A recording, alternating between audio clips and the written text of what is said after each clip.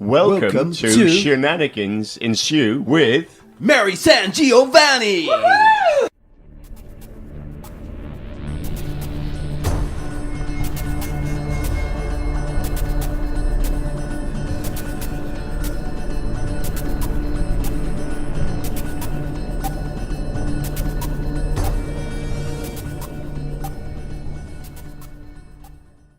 Folks, welcome to Cosmic Shenanigans. It's the new year. I'm Mary SanGiovanni, and I'm up to shenanigans once again of cosmic proportions.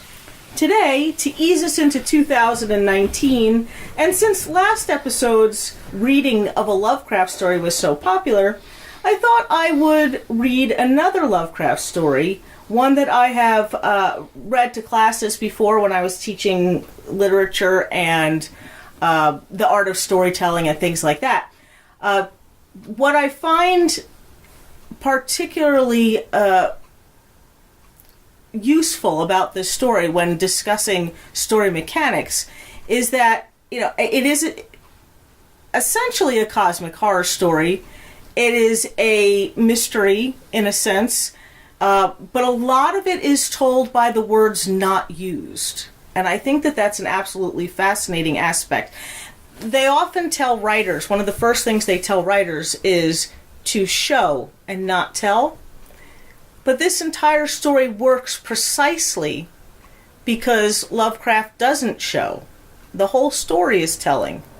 But it is told in such a way that it creates an atmosphere of mystery and horror, essentially. So I'm going to read the story and then maybe talk a little bit about it when I'm done. Okay? So this is The Terrible Old Man.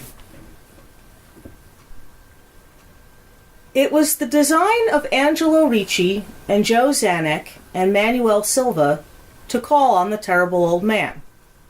This old man dwells all alone in a very ancient house on Water Street near the sea, and is reputed to be both exceedingly rich and exceedingly feeble, which forms a situation very attractive to men of the profession of Messrs. Ricci, Zanuck, and Silva, for that profession was nothing less dignified than robbery.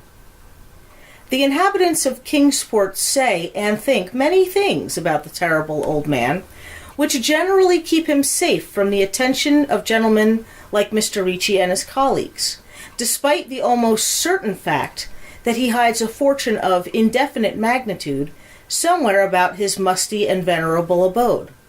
He is, in truth, a very strange person, believed to have been a captain of East India clipper ships in his day, so old that no one can remember when he was young, and so taciturn that few know his real name. Among the gnarled trees in the front yard of his aged and neglected place, he maintains a strange collection of large stones, oddly grouped and painted so that they resemble the idols of some obscure Eastern temple. This collection frightens away most of the small boys who love to taunt the terrible old man about his long white hair and beard, or to break the small-paned windows of his dwelling with wicked missiles. But there are other things which frighten the older and more curious folk, who sometimes steal up to the house to peer in through the dusty panes. These folk say that on a table in a bare room on the ground floor are many peculiar bottles, and each a small piece of lead suspended pendulum-wise from a string. And they say that the terrible old man talks to these bottles, addressing them by such names as Jack, Scarface, Long Tom, Spanish Joe, Peters, and Mate Ellis, and that whenever he speaks to a bottle, the little lead pendulum within makes certain definite vibrations as if in answer. Those who have watched the tall, lean, terrible old man in these peculiar conversations do not watch him again. But Angelo Ricci and Joe Zanuck and Manuel Silva were not of Kingsport blood. They were of that new and heterogeneous alien stock which lies outside the charmed circle of New England life and traditions. And they saw in the terrible old man merely a tottering, almost helpless graybeard, who could not walk without the aid of his knotted cane, and whose thin, weak hands shook pitifully. They were really quite sorry in their way for the lonely, unpopular old fellow, whom everybody shunned, and at whom all the dogs barked singularly. But business is business, and to a robber whose soul is in his profession, there is a lure and a challenge about a very old and very feeble man who has no accounts at the bank, and who pays for his few necessities at the village store with Spanish gold and silver minted 2 centuries ago. Messrs. Ricci, Zanuck, and Silva selected the night of April 11th for their call. Mr. Ricci and Mr. Silva were to interview the poor old gentleman, whilst Mr. Zanuck waited for them and their presumable metallic burden with a covered motor car in Ship Street by the gate, in the tall rear wall of their host's grounds.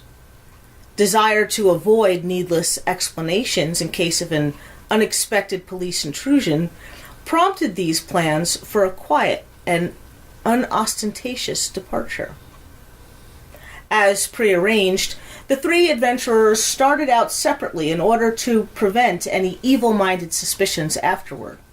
Messrs. Ricci and Silva met in Water Street by the old man's front gate, and although they did not like the way the moon shone down upon the painted stones through the budding branches of the gnarled trees, they had more important things to think about than mere idle superstition. They feared it might be unpleasant work, making the terrible old man loquacious concerning his hoarded gold and silver. For aged sea captains are notably stubborn and perverse. Still, he was very old and very feeble, and there were 2 visitors. Messrs. Ricci and Silva were experienced in the art of making unwilling persons voluble, and the screams of a weak and exceptionally venerable man can be easily muffled. So they moved up to the one lighted window, and they heard the terrible old man talking childishly to his bottles and pendulums. Then they donned masks and knocked politely at the weather-stained oaken door. Waiting seemed very long to Mr. Zanuck as he fidgeted restlessly in the covered motor car by the terrible old man's back gate in Ship Street. He was more than ordinarily tender-hearted, and he did not like the hideous screams he had heard in the ancient house just after the hour appointed for the deed. Had he not told his colleagues to be as gentle as possible with the pathetic old sea captain? Very nervously, he watched that narrow oaken gate and the high and ivy-clad stone wall. Frequently he consulted his watch and wondered at the delay. Had the old man died before revealing where his treasure was hidden, and had a thorough search become necessary?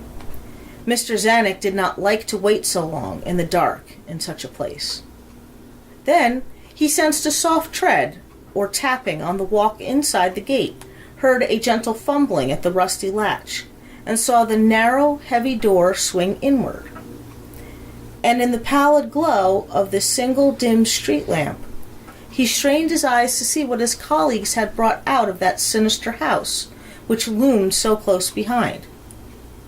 But when he looked, he did not see what he had expected, for his colleagues were not there at all, but only the terrible old man, leaning quietly on his knotted cane and smiling hideously. Mr. Zanuck had never before noticed the color of that man's eyes. Now he saw that they were yellow. Little things make considerable excitement in little towns, which is the reason that Kingsport people talked all that spring and summer about the 3 unidentifiable bodies, horribly slashed as with many cutlasses, and horribly mangled as by the tread of many cruel boot heels, which the tide washed in.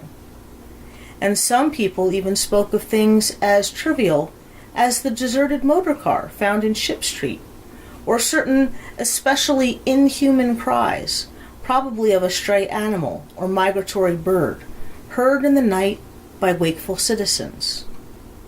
But in this idle village gossip, the terrible old man took no interest at all. He was by nature reserved, and when one is aged and feeble, one's reserve is doubly strong. Besides, so ancient a sea captain must have witnessed scores of things much more stirring in the far-off days of his unremembered youth. So that's the terrible old man. When I presented this story to classes in the past, I had the students tell me what they thought happened to the three robbers in the missing parts of the story. And the reason I chose this one, and the reason I'm bringing this up, is because we've explored a lot of cosmic horror, particularly, post-Lovecraft cosmic horror, where there isn't that sense of like that which cannot be described or that which is not explained. A lot of these kinds of stories from Lovecraft and prior to Lovecraft did include an air of mystery in which pieces were not explained. The thing is, though, that in these kind of stories, it is explained. It doesn't appear to be. But everything you need is in the context of the narration. Everything you need to know about what happened and about the actual cosmic horror element of this particular story is suggested by a distant, omniscient third-person point of view. Whoever is narrating this story essentially is an omniscient observer of all the events, but limits what we're told about these events essentially to the robber's point of view up to a point. So what I think is interesting about this particular story, and what I think this says about cosmic horror in general, is that there is this sort of tradition of instilling a fear of the unknown. A thing that, in our imagination, whatever we imagine happens, is much worse than anything he could put on paper. It's much scarier. In a sense, this format personalizes the cosmic horror, which is an odd sense because cosmic horror is supposed to be something which goes so far beyond to the macroscopic that our personal interpretation of it is insignificant. But I like that there's still that reminder there that what makes cosmic horror scary is that sense of the otherness, that sense of a thing that we either don't know, or even if we did know, we couldn't wrap our brains around fully. It is the aspect of the alien. And although with Lovecraft a lot of times that translated into certain racist or sexist overtones, I think that despite that, the ongoing tradition of cosmic horror is the introduction of something alien to our life. An introduction of something not just alien, because that's what a lot of horror, especially supernatural horror, focuses on, is that our normal, conventional, everyday life, our sense of security, all of it is influenced by this introduction of an alien force, a thing that is not natural. But with cosmic horror, again, it's that sense that whatever this terrible old man saw in his travels, he traded with it. He traded the lives of his own people, his own crew members, who are probably closer. I think crew members tend to be closer than even family sometimes, because you're alone with these people for countless months at a time, and you trust them to save your life, and they trust you to save theirs. And he traded their lives for a kind of immortality, or at least a kind of long life that exceeds normal generations. And again, you get that from, he's so old that no one can remember when he was young. And yet, they mention that this town is a small town. It's an insular area where generations of people would have grown up. And if generations of people can't remember this man being young, and he's been retired all that time, he'd have to be exceedingly old. Older, really, than a person should be. And, of course, the major clue to the cosmic horror element of this are the painted stones, like idols from some Eastern temple, he says. It's the idea that in traveling far and wide, he's been to places that the people of Kingsport could never possibly imagine. And that in those travels, those are the cats, by the way. If you can hear the noise and the meowing in the background, those are our cats. They are particular supporters of Lovecraft who loved kitty cats. But the idea is that in going to these faraway ports, much like with the shadow over Innismouth, that this sea captain encountered either the gods themselves or people who worship these gods and told them that for certain trades, he could have this kind of power. So there's a lot going on in the story. There's a lot, to unpack. But essentially, I think that it's one of the important stories to acknowledge as a cosmic horror story, because it does almost everything the opposite way that Lovecraft does in developing a cosmic mythos and in developing cosmic horror stories. It's like a 180 for him in some ways. And I like that, because I think what it shows, again, is that cosmic horror can be flexible. It can be viable in a number of different formats and coming at it from a number of different styles and techniques. And all of that can be done without really losing the essential elements of a cosmic horror story, which is that there are just things beyond us, things so much grander and more powerful than us, that what happens to us really doesn't matter.